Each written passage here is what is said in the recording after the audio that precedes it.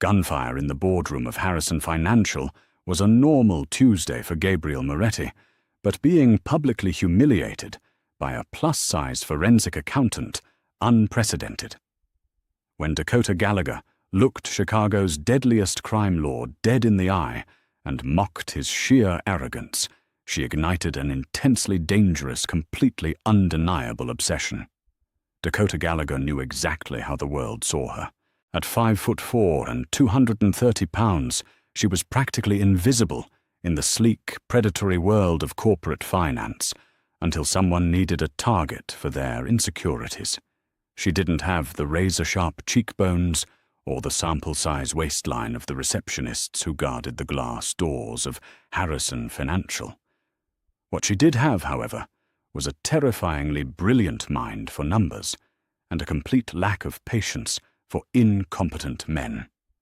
Harrison Financial was a front. Dakota had figured that out by her third week on the job. The obscure offshore routing the phantom LLCs operating out of the Cayman Islands, the sudden influx of untraceable cash disguised as real estate investments. It all pointed to one thing: organized crime, specifically the Moretti Syndicate. But Dakota kept her mouth shut, did her job, and ate her glazed donuts in the break room without apologizing to anyone. She needed the premium health insurance for her mother's dialysis, and she wasn't about to let a little money laundering get in the way of her family's survival. Everything changed on a rainy Thursday in November. Gunfire had echoed through the executive suites before the morning coffee had even finished brewing. When the heavy mahogany doors of the accounting department violently swung open, the air in the room instantly dropped 10 degrees. Gabriel Moretti had arrived to clean house. Gabriel was a terrifying force of nature. Standing over 6 feet tall, draped in a bespoke charcoal Italian suit that hid the lethal muscle beneath, he possessed a face carved from cold marble, and eyes as dead and black as the bottom of the ocean. He had just put 2 bullets into the kneecaps of the firm's senior partner for embezzling syndicate funds. Now he needed someone to untangle the financial mess left behind. His heavily armed lieutenants rounded up the remaining staff, herding them into the central glass-walled boardroom. Dakota sat at the far end of the long oak table, her thick thighs pressing against the armrests of a chair that was decidedly not designed for a woman of her curves. She calmly adjusted her thick-rimmed glasses and kept her hands folded over her stomach, refusing to tremble like the rest of the terrified junior accountants. Gabriel paced the length of the room like a caged panther. His boots crunched softly on the shattered glass covering the carpet. $3 million. His voice rumbled dangerously low and smooth. $3 million bled from my accounts over the last 6 months. Whoever fixes this lives. The rest of you will be replacing the foundations of my new casino. Silence choked the room. None of the Ivy League-educated gym bros sitting around Dakota dared to breathe, let alone speak. Dakota sighed, a loud, exasperated sound that cut through the terror. She reached into her leather tote bag, pulled out a thick, red-tabbed manila folder, and slid it across the polished oak table. It stopped precisely at Gabriel's fingertips. "It's not 3 million," Dakota said, her voice steady and unimpressed. "It's 4.2. Your senior partner was skimming, yes, but he was an idiot. The real hemorrhage is coming from your supply chain, routing through the docks. Someone on your own crew is double-billing the shell corporations." Gabriel stopped pacing. He slowly turned his dark gaze toward the end of the table, his eyes narrowing as he took in the woman who had just spoken. He looked at her thoroughly, and Dakota knew exactly what he was seeing. He saw her round face, the soft double chin, the wide hips that spilled over the edges of the corporate chair, and the rumpled cardigan that hid thick arms. Disgust flickered in his eyes, a look Dakota had seen 1,000 times from arrogant men who measured a woman's worth by her dress size. He picked up the folder, flipped through the first few pages, and scoffed, He dropped it back onto the table with a harsh slap. I need a forensic genius, not someone who can't even discipline herself at the dinner table. Gabriel sneered, his voice dripping with cruelty. He leaned forward, bracing his knuckles on the oak. You look like you'd get winded walking to the printer. If you want to work for me, sweetheart, lose 50 pounds. I don't employ sloppy people. If you can't control your own mouth, how can I trust you to control my money? The room collectively gasped. A few of the terrified male accountants actually snickered, grateful that the predator's attention had shifted to the fat girl. Dakota didn't cry. She didn't shrink into herself. The years of bullying, the cruel remarks from strangers, the constant societal pressure it had forged her skin into bulletproof titanium. Slowly she stood up. She pushed her chair back, the legs scraping loudly against the floor, and met the Mafia boss's dead black eyes with a blazing inferno of her own. My weight has absolutely nothing to do with my brain, Moretti. Dakota fired back, her voice ringing out like a cracked whip in the silent room. But since we're talking about discipline and sloppy behavior, let's talk about yours. You walked in here waving a gun like a B-movie gangster because you were too stupid to realize your own underboss is robbing you blind. I traced the phantom invoices directly to a shell company registered to a Vincent Rossi, your right-hand man. Gabriel froze. The temperature in the room plummeted further. The heavily armed guards standing by the door shifted nervously, gripping their automatic weapons tighter. No one spoke to Gabriel Moretti like this. No one. Dakota wasn't finished. She crossed her thick arms over her chest, stepping away from the table to stand at her full width, entirely unapologetic about the space she occupied. I can recover every single dime of that 4.2 million by Friday. She continued, her tone dripping with absolute authority. But I don't work for small-minded, arrogant thugs who confuse a woman's dress size with her intelligence. Keep the weight comments for the starving bimbos you parade around on your arm. You want my brain. You pay me double the standard rate you give me, full autonomy over the accounts, and you never, ever speak to me about my body again. Otherwise, shoot me right now, or watch your empire collapse under the weight of your own ignorance. Your move, boss. For 10 agonizing seconds, nobody breathed. Dakota stood her ground, her heart hammering violently against her ribs, but her chin held high. She fully expected a bullet right between the eyes. Gabriel stared at her. The disgust that had previously masked his features was entirely gone, replaced by a violent, unreadable intensity. He looked at the fire in her eyes, the proud tilt of her chin, and the soft, abundant curves she refused to hide or apologize for. He was surrounded by sycophants and terrified yes-men. He was used to women who starved themselves to fit an aesthetic, women who trembled when he entered a room. But this woman, this soft, heavy, brilliant creature, she had just verbally eviscerated him in front of his own men, held his financial empire hostage, and demanded respect with a gun pointed figuratively at her head. A slow, dark smirk curved the corner of Gabriel's mouth. The dark void in his eyes suddenly ignited with a terrifying, predatory spark. "Double the rate," Gabriel finally murmured, his voice now a dark, husky purr. "And a corner office. You start immediately, Miss Gallagher." He turned to his men. "Clear the building, and bring Vincent to the warehouse." He paused at the door, looking back over his shoulder at Dakota, his gaze lingering on her hips before dragging slowly up to her defiant face. "I look forward to our partnership, Dakota. Surviving Monday was one thing. Surviving the aftermath was entirely different." Dakota's life shifted overnight. She was no longer crammed into a dreary cubicle. Gabriel had moved her into a sprawling penthouse-level suite in his own heavily fortified corporate headquarters. The office was all floor-to-ceiling glass, black leather, and brushed steel. It was intimidating, just like the man who owned it. Dakota threw herself into the work. Unraveling Vincent's embezzlement web was complex, but to her, it was like a beautiful, intricate puzzle. She tracked the stolen millions through dummy corporations in Cyprus, fake shipping manifests in Naples, and inflated payrolls in Chicago. But the real complication wasn't the numbers. It was Gabriel. He started showing up unannounced. At first it was strictly business.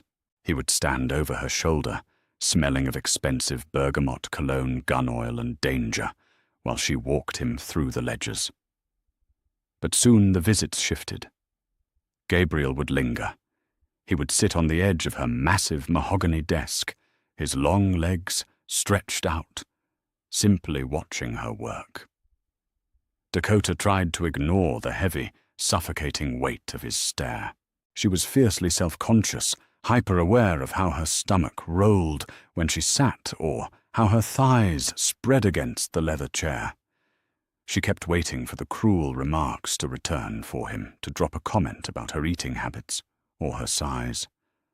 But the insults never came. Instead, his gaze was heavy, calculating, and oddly hungry.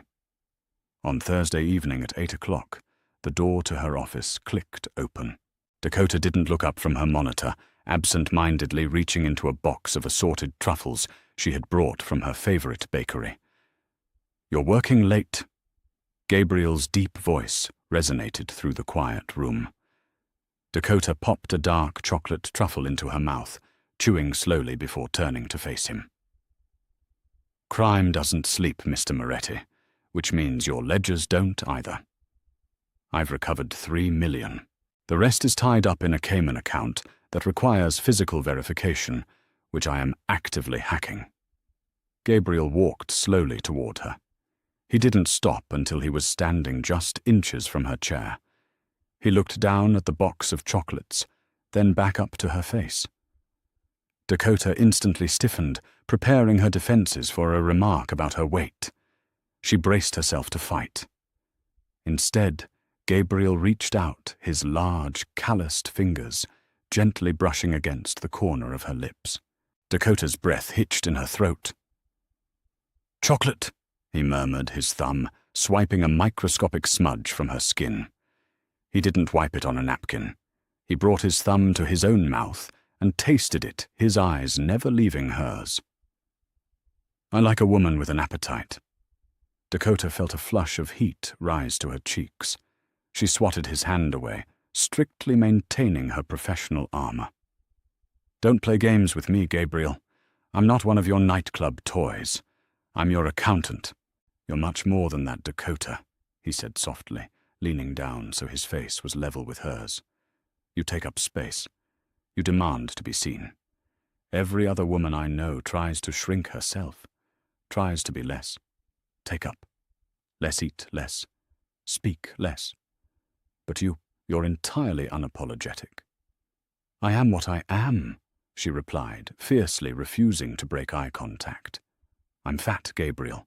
You pointed it out yourself on day one.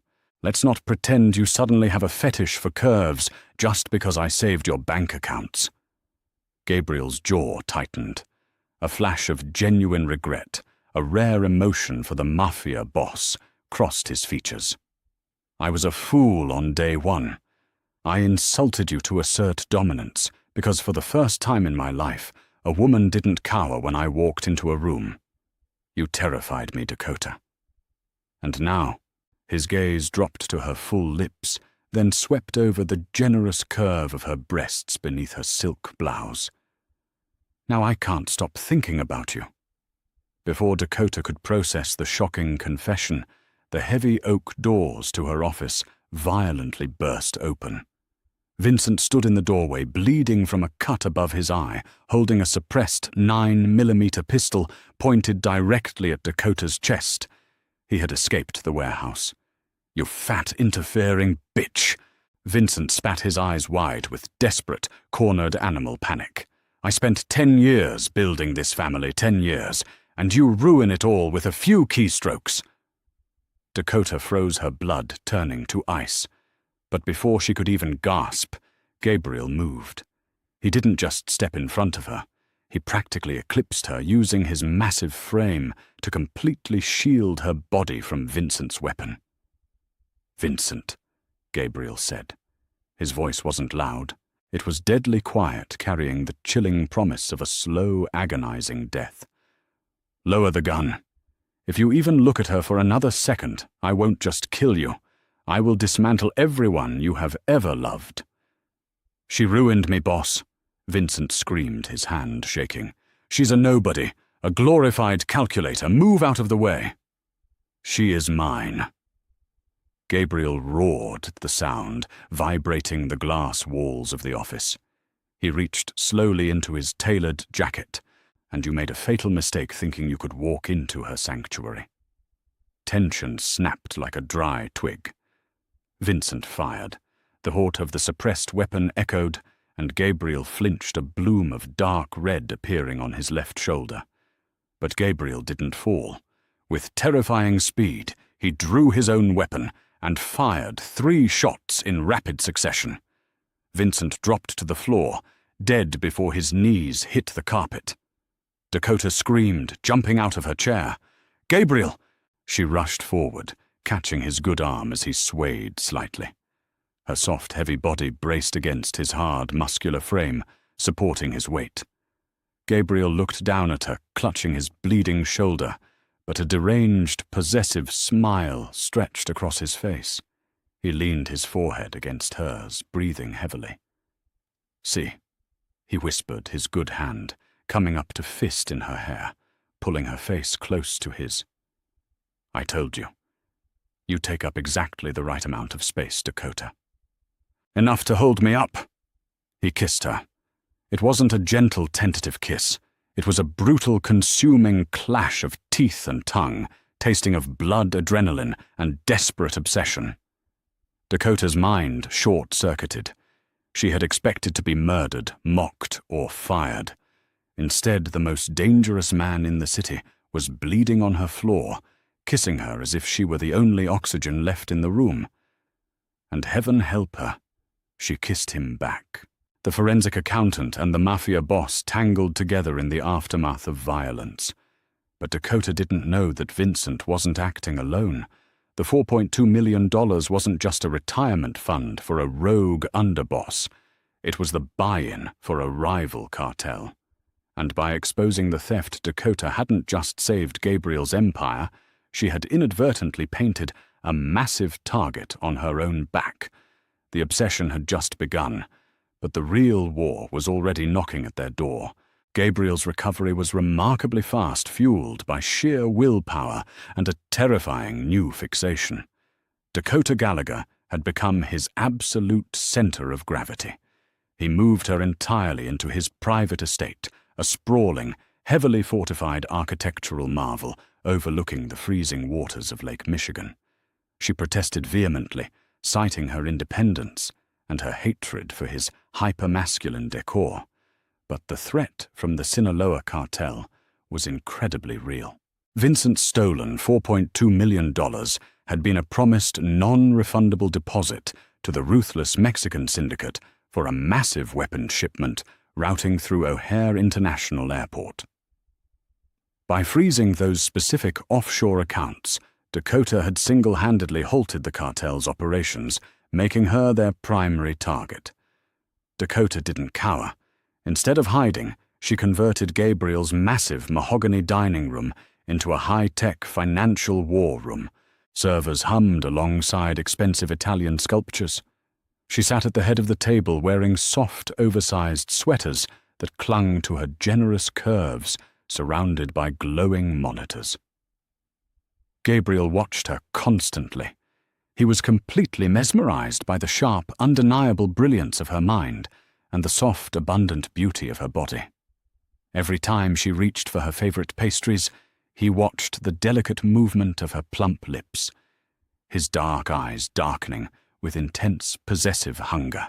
"You are staring again, Gabriel," Dakota said one evening, not even bothering to look up from the complex routing numbers flashing across her primary screen.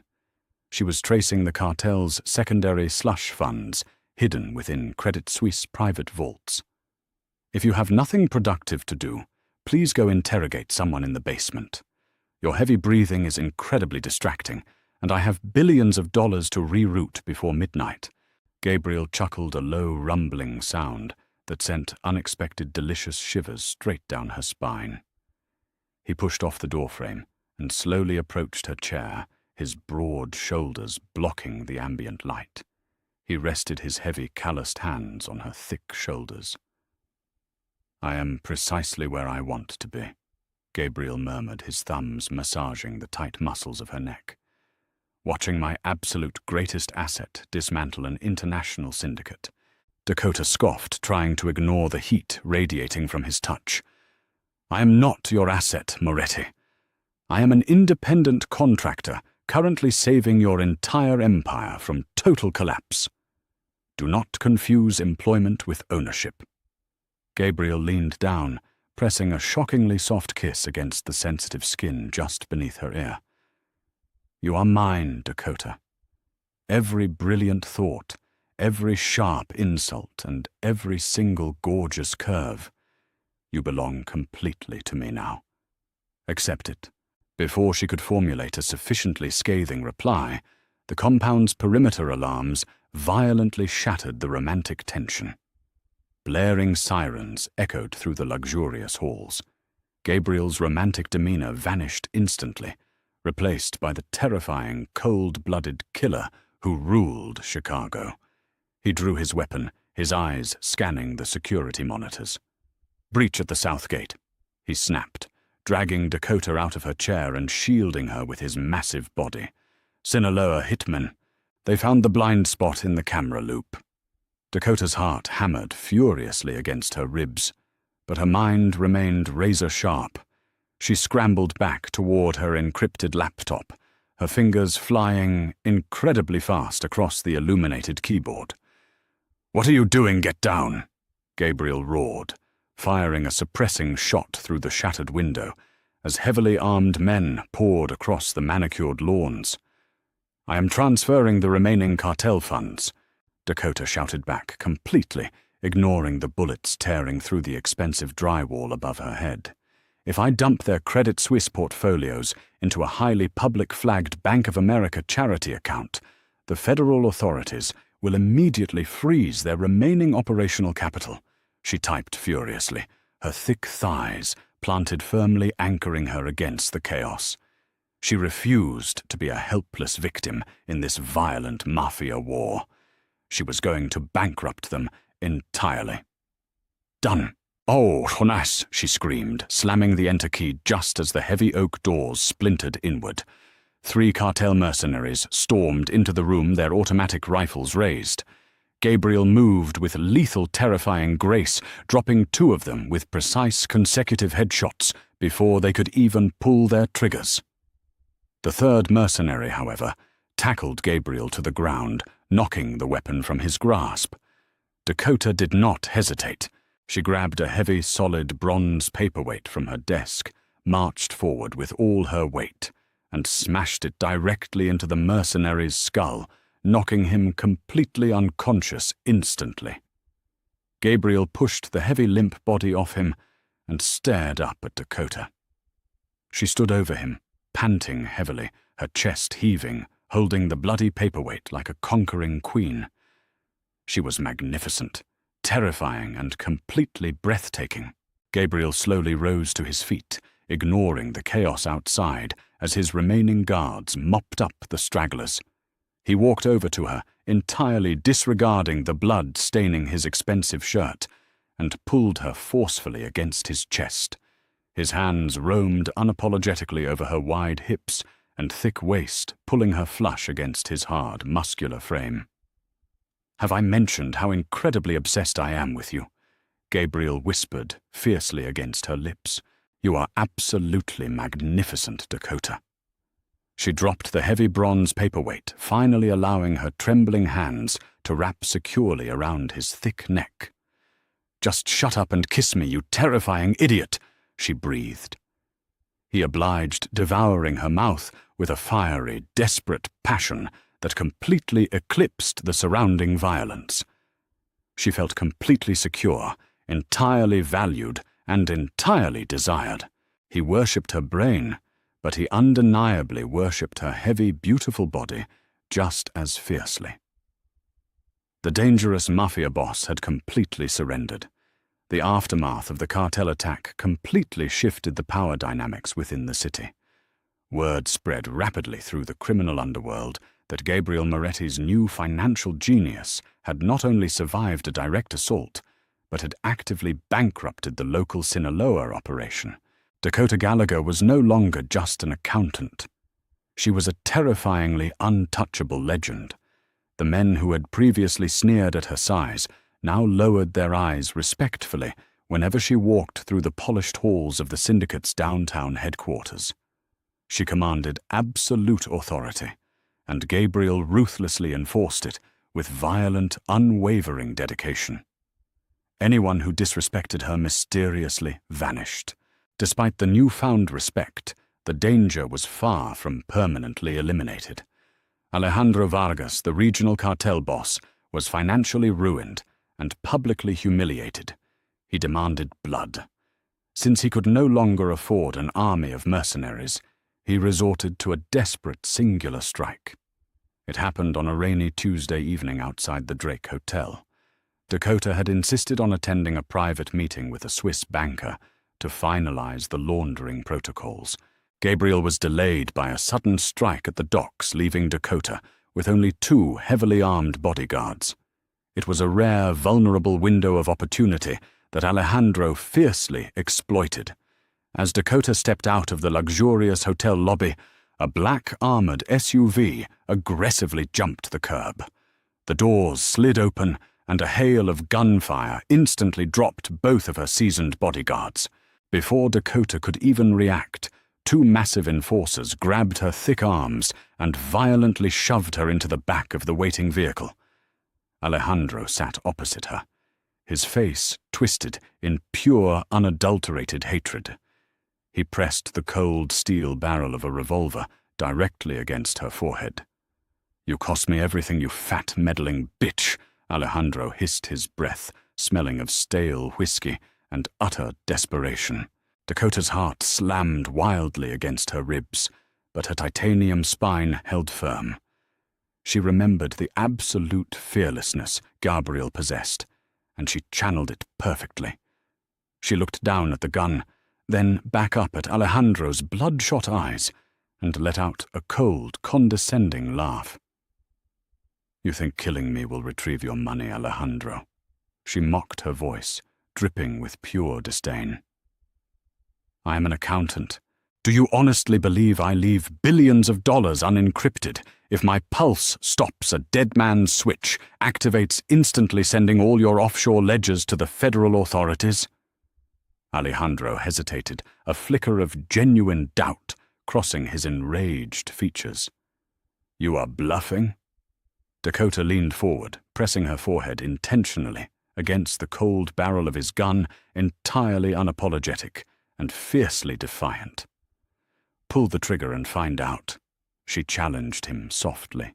"Gabriel will butcher you slowly for taking me, but the FBI will completely dismantle your entire bloodline once they see the files. You are absolutely powerless here, Alejandro. I hold your entire life in my heavy, capable hands." The sheer audacity of her savage response left the cartel boss entirely speechless. Suddenly, the armored SUV was violently rammed from the side. The massive impact shattered the reinforced windows and sent Alejandro sprawling across the leather seats. The SUV skidded aggressively across the wet pavement, crashing brutally into a concrete barrier. The doors were ripped open before the dust even settled. Gabriel stood there, looking like an absolute demon, summoned directly from hell. He dragged Alejandro out by his hair, throwing him onto the rain-slicked street. Gabriel didn't even draw his gun. He simply beat the cartel boss into unconsciousness with his bare, bloodied hands. Once Alejandro was completely neutralized, Gabriel rushed back to the wrecked vehicle. He reached inside his hands, frantically searching for injuries. Dakota climbed out, bruised and shaken, but incredibly victorious. She fell directly into his chest. "I had it completely handled," she mumbled against his ruined wet suit, wrapping her thick arms tightly around his waist. "I know," Gabriel breathed, kissing the top of her head repeatedly. "I know you did, my brilliant queen. But I refuse to let anyone else have the sheer pleasure of watching you entirely destroy your enemies." The federal authorities received the encrypted financial ledgers exactly 24 hours later. Dakota had orchestrated the entire data dump, flawlessly ensuring that absolutely nothing traced back to Harrison Financial or the Moretti Syndicate. The Sinaloa cartel's regional infrastructure completely collapsed overnight. Bank accounts were violently frozen. Safe houses were simultaneously raided by specialized tactical teams, and dozens of high-ranking lieutenants were permanently imprisoned. Alejandro Vargas was handed directly to the FBI, neatly packaged with an undeniable mountain of damning evidence. Dakota had successfully waged a devastating corporate war, using only her keyboard and her brilliant tactical mind. Gabriel watched the news reports from their luxurious living room, a deeply satisfied smirk playing across his handsome, scarred face. He poured 2 glasses of incredibly expensive vintage bourbon, carrying them over to where Dakota sat comfortably on the oversized leather sofa. She was entirely engrossed in a new spreadsheet, her thick, gorgeous legs draped elegantly over his lap as he sat down beside her. He handed her the heavy crystal glass, his thumb gently caressing her soft ankle.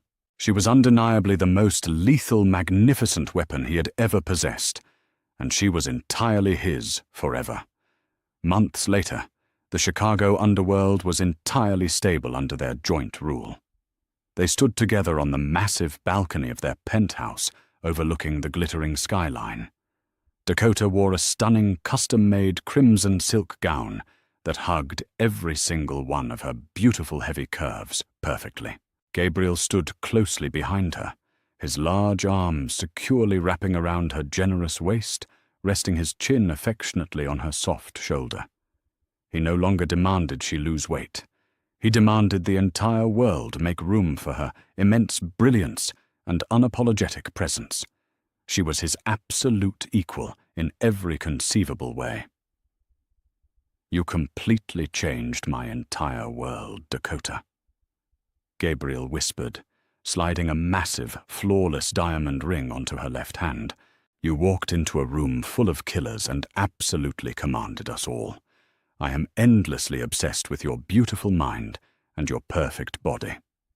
Dakota smiled, leaning back into his solid strength, admiring the heavy jewel sparkling under the city lights. She had started out as a marginalized, invisible accountant, but she had ruthlessly conquered the city's most dangerous man. "Good," she purred softly, turning to capture his lips. "Because I am never shrinking again. Drop a quick comment below with your favorite scene. Wow, what a roller coaster of danger, romance and fierce confidence. Dakota proved that true power comes from owning exactly who you are without apologizing to anyone. If you loved watching this brilliant plus-size queen bring Chicago's deadliest mafia boss to his knees, hit that like button right now. Don't forget to share this story with your friends and subscribe to our channel for more thrilling, dramatic romance videos every single week.